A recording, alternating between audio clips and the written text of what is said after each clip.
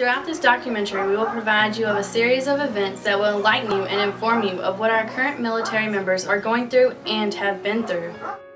Throughout this video, you will start to understand the lives of our soldiers, how they live their lives day to day, their concerns on how America is not ready to take on the return. The soldiers' main concerns were the shortage of jobs in the States, healthcare, psychological help, and the average civilian attitude towards them.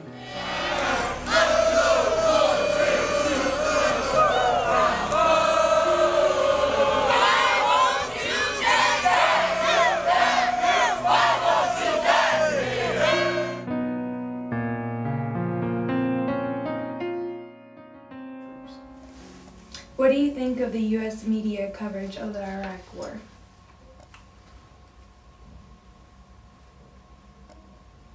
I would say that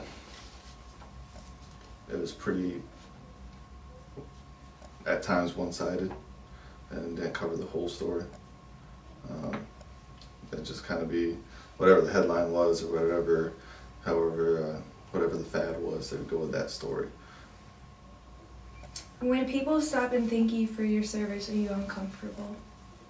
No, I'm pretty used to it now. Since I've been back the whole time, a lot of people do stop you and do thank you. Tell me about 3 not so good times you had while on your deployment. I say just the worst you think of is just losing a friend, losing a fellow soldier or Marine. I think really that's your worst day, is losing someone. Was there something special that you would bring along with you for good luck? I know in my truck, I had one of my soldiers, he'd always bring this pretty much stuffed monkey from when he was a child. His mom gave it to him and told him he had to take it, so he'd always he'd put it in our truck, and we'd always make sure it was always there, and it'd be part of our checklist when we were ready for the mission. So that was part of your good luck too. Yeah. I kind of didn't have a say in it. I don't know if I would have done it if he wasn't there, but since he was there, that's just one thing we always did, you know. We did the same thing every time. How did you stay in touch with your family? We would have telephones or internet. We'd go to MWR to get in contact with home or emails. This last tour I went on, we were pretty much closing out the war in Iraq, so all the phones were gone, internet was down, the mail wasn't running, so there was really no contact. The only way to really let people know back home is to use a debit card. Go to like a store, and you just buy it wherever you went. You buy something small. That way it would be taken out of the account, so they knew you were okay. And when was this? Recently? Yeah, this was pretty much November, December of 2011. Well, how did you deal with everything when you returned home? The transition is pretty difficult. You go from just a high tempo and you're very focused, and this is what I do. You know, this is how I deal with it every time. It's almost like, you know, just even getting in firefights or getting in having explosions go off. It's kind of, you've rehearsed it, you have a play, so each time it's the same. Yeah. And when you come home, it's just a lot of different issues, and you have to deal with those issues differently. Yeah. Were you awarded any medals or citations?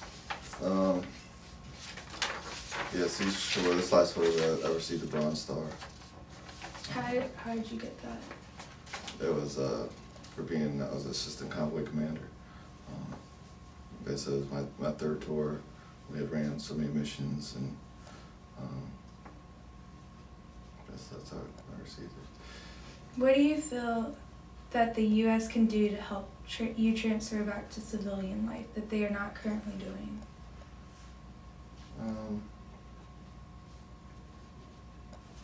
I think the biggest issue with a lot of the guys that I came back with were employment. They did do a very, very good job of screening the guys and taking care of health issues, and a lot of those those issues, but I noticed the biggest thing was finding employment. They had a lot of jobs offered, but a lot of them were overseas, pretty much making the guys travel more. They figured they would travel this long, which is real difficult for the guys, especially when they want to get home and get back to their families and spend time with them. They don't really want to travel anymore. But so just finding jobs in their hometowns or surrounding areas, that was a huge issue. Yeah. What can civilians do to help vets adjust? Programs to give them counseling and stuff like that. It is kind of difficult. I think the program they have set up for counseling is really just I think you get six times you can go to counseling free. So it's really not enough to. Yeah. Some of the guys have major issues, and it's going to take a little more time than just 6 times seeing a counselor or psychologist. Along the lines of the counseling is marriage counseling or couples counseling. I don't even think anything's really covered under that. I think that's another huge issue. Just being gone away from each other. I know a lot of guys come home and it's hard to adjust back with a loved one in the life. So just to have that counseling available for the families, or just even a mother who had their son go overseas and went through that stress. That should be available to her to help her cope with that person being involved. So it's only for that individual? Yes. Is there anything that you'd like to add that I didn't discuss?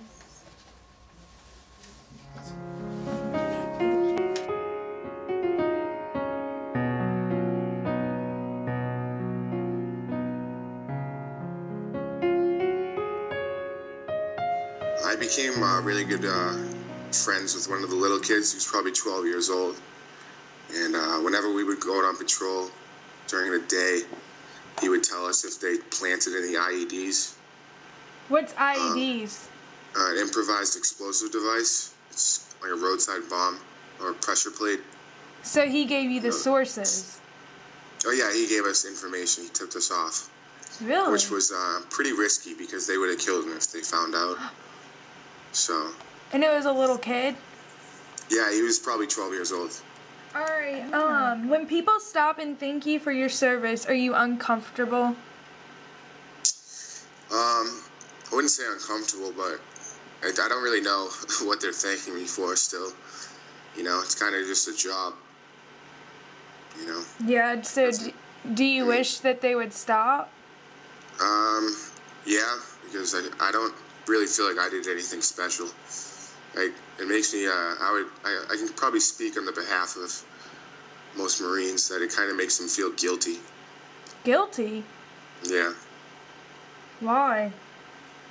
I think they're thanking you because you're putting your life on the line for us. Yeah, but I came home in one piece. I'm fine. Well, it's a job. There's so many other people that died that never got a thank you. Yeah. Yeah. I guess they should thank the Marines and the soldiers and the sailors and the airmen, for their service, because it reminds them, that they did something. Yeah. That not everybody would do. I don't know. I just like to be left alone. I don't really like talking about it. Yeah. Was there something special that you did for Good Luck, like bring something or something that you do?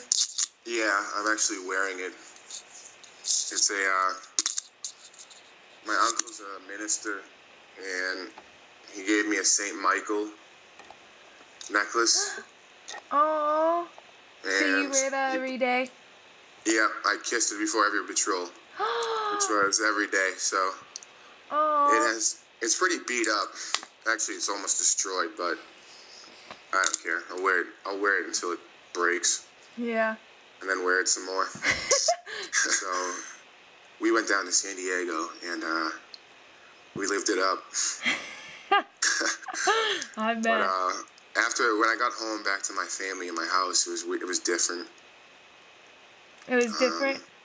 Yeah, when I was with just my friends from home, I was weirded out. I couldn't really be in public places for by myself. I always wanted the Marine around. I was having trouble sleeping. I would always wake up. Still like that. I really haven't been home since I got back. I was home for a week. Yeah, it's a really tough adjustment coming home. Yeah.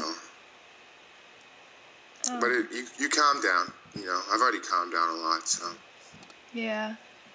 You get nervous about certain. It's hard to explain. It really is. You know. Mhm. Is it because you're always watching over your shoulder? Yeah, like I like having my back against the wall. I think everybody does when they get back, but it just takes time. Yeah. I think personally, Marines, you know, the individual Marine is a lot different. I mean, we have that opportunity, but a lot of us didn't go see psychologists. I went to see a psychologist because they made me, but I only saw them once, you know. Yeah. So you didn't want to go, but they made you. Yeah, I didn't want to go. I didn't think it was necessary, really. Actually, I know it wasn't necessary, but yeah. I went.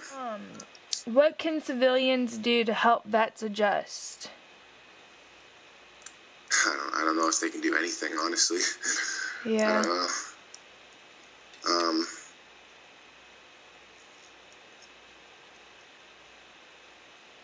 Be supportive, really.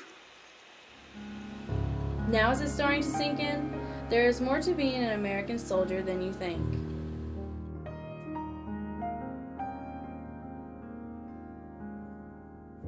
Do you currently have any family or friends serving in the military?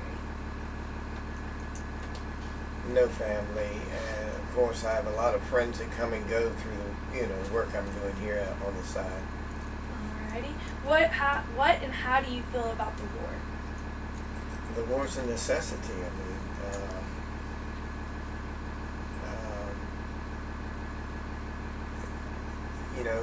you never want war. I mean, I remember all the way back to Vietnam, and this is certainly a whole different type of war than what I remember. But without these current conflicts, we will be reduced to nothing by these people. Do you feel that it was necessary to have a war? Absolutely. Yeah. Do you know why we went to war?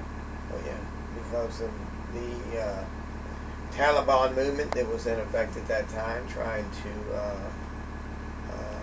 destroy this country, destroy the economy of this country is really what they were after.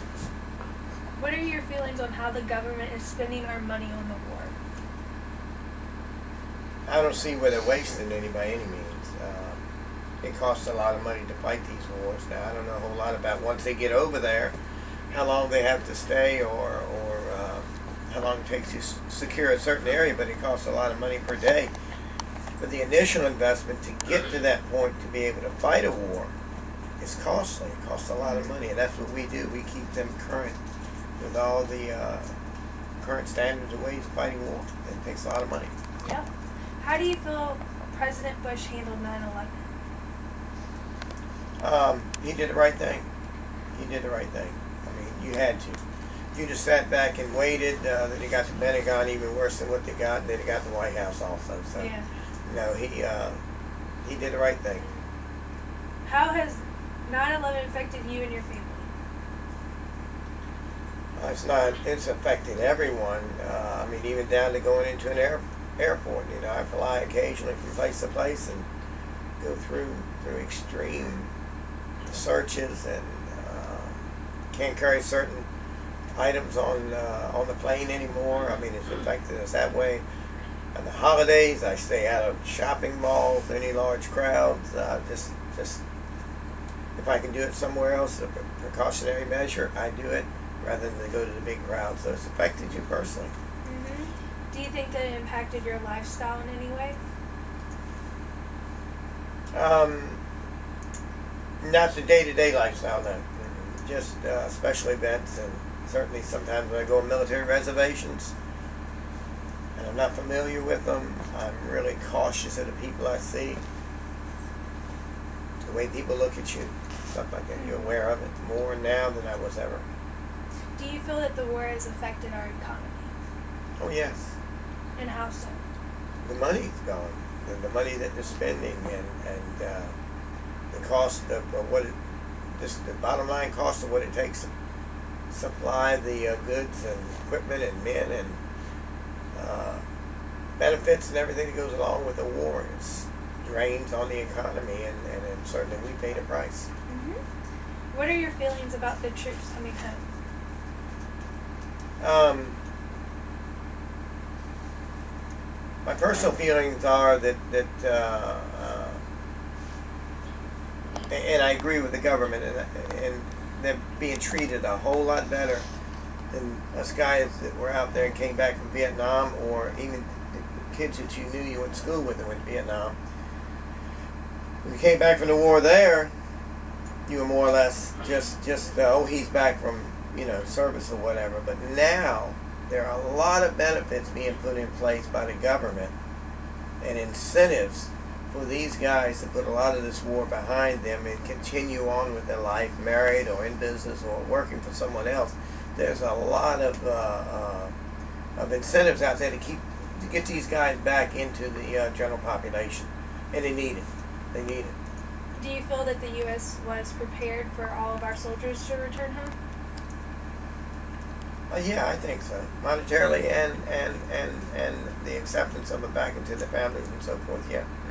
And do you feel that the U.S. economy is ready to employ the returning soldiers? No. No? Why? Well, there's nothing here for them to do. I mean, nothing.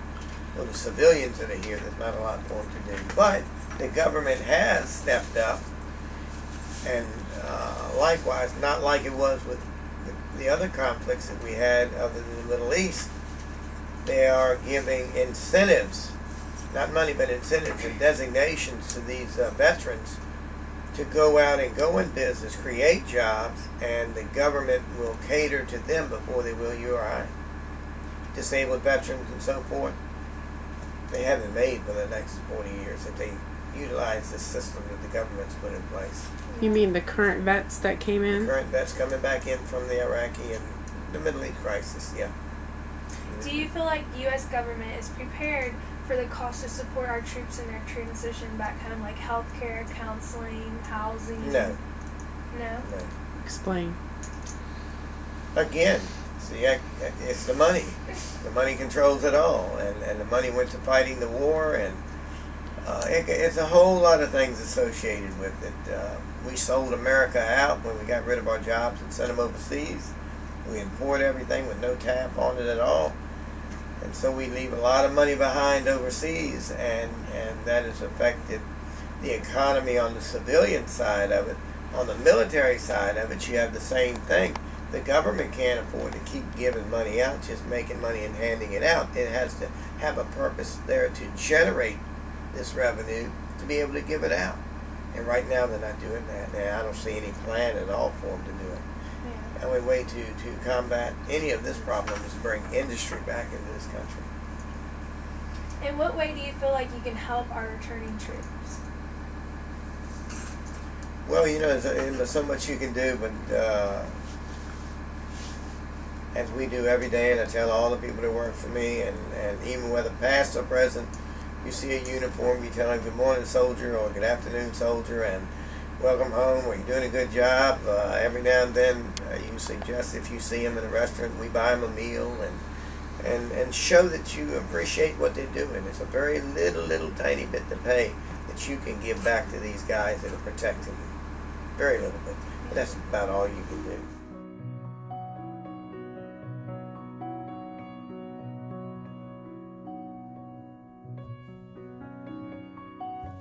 Do you currently have any family or friends serving in the military? My sister is serving in the army right now. And where are they currently serving at?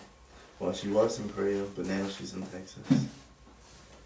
How do you feel about their deployment?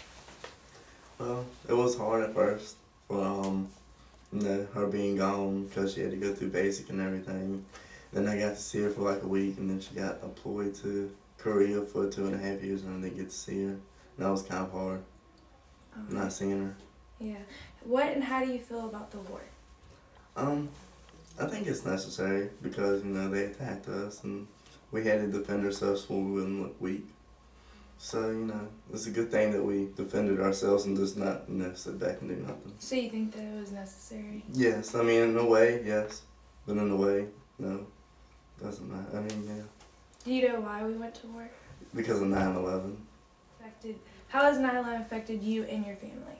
Well, like I said, after 9/11 happened, my sister decided to go into the Army. And so that affected me because I didn't have a sister. And we were really close. We always done everything together, And since that happened, she went into the Army and I didn't get to see her. What are you feelings about the troops coming home? Glad they're coming home because they need to see their families. And it's been a while. A lot of them have been over there for years and years. But I think we still need to keep some over there, take some new ones over there where they can try and keep it, controlled right now because it is still rough over there in between us. And, yes, they need to send all the old ones home and send some new ones over there just to keep it under control for a little while. Do you feel like the U.S. is prepared for all of our soldiers to return home? They have done a lot to, try to keep us protected and try and keep them under control over there. But, I think we could still do a little bit more to help us out. Do you feel like the U.S. government is prepared for the cost to support our troops in their transition back home, like the healthcare, counseling, housing, employment training? Actually, they do a really good job with that. They actually help out a whole lot. Like when you come back, they help you pay for some stuff where you can get settled back down. And, if you've been through a lot of trauma, they help you out with that and everything. So I think they do pretty good with that part. Are you prepared for the troops to come home and the transition for their return to civilian life? Yeah, I think it's really good, if they come home. I think it'd be really good for them because I know a whole lot of miss their family and they've been away for a long time. How do you feel the return of our troops will affect the general public's pocket? I think that, even they ain't serving, they still, get money. And it kind of hurts us, but they served for us, so it's a good thing that they're still getting money because we ain't gonna never probably really experience that going over there, and they're always gonna have them bad memories in their head about, so yeah, it's kind of rough. We will also incorporate in this documentary an example of where our tax dollars are going when the military hires private contractors to build and provide top-of-the-line training facilities for our troops to better train and prepare themselves to serve and protect our country.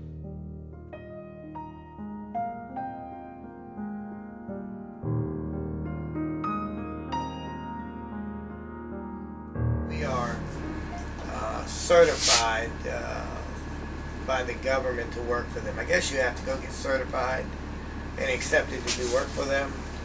And then do a good job for them, negotiate your work and so forth, and then keep you busy like that. Mm-hmm. And why does the military have to use private contractors? No, they're not in the contracting business. They're in the defense business, in which that have nothing to do with building new bases, runways, buildings. They go to the private sector for that. Do you have to have special clearance for jobs? And if so, what are they? Special what? Clearance for jobs. Clearance, yes. We are top secret facilities that we work on in Wallops Island, and so forth. Therefore, we got to go through the complete security check from date of birth right on up to right now. Make sure you're not involved in any terrorist groups or anything. And on the normal basis, like Fort Lee and some of the local facilities where they don't have top clearance, Just a normal screening is all that they do to you. No more than what you would get if you went down there.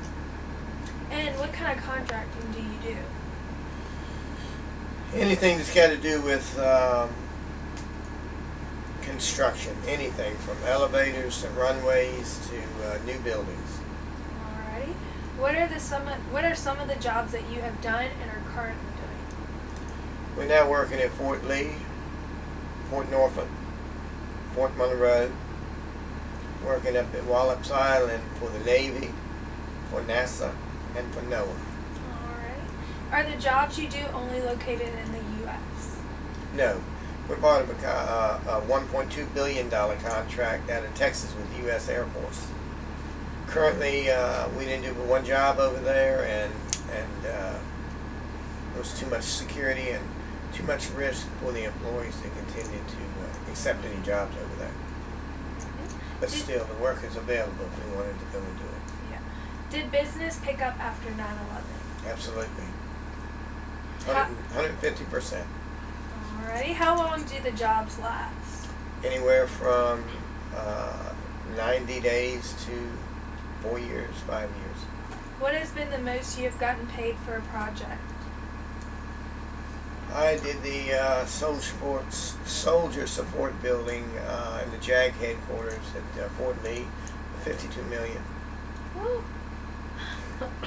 Do you feel like the military spends a lot of government money for projects that may be unnecessary? No. No? And why is that?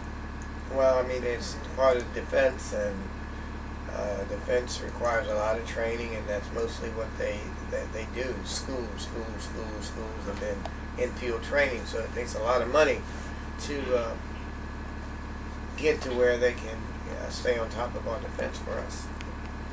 Do you think your field of employment is a good area for others? Absolutely. I think it's a job to the future. And do you have anything you would like to add that I have not already mentioned? No, anyone can work for the government. Anyone. And the key to working for the government and get repeat work is to deliver to the highest quality of standards in the industry. Meaning perform properly and do the job within budget and on schedule. If you do those two things, you get more work. Alrighty. Throughout our project, we have gotten chills, tear-filled eyes, and just the amazed feeling to know these guys and girls sacrifice their lives, time, and family for strangers like you and me. We hope this documentary has brought a better understanding of our troops' concerns and lives, so we as civilians can help and support our military members. We would like to take this time to give a thank you to all participants in this video, from our civilians to our private contractors to our current and previous members of the military.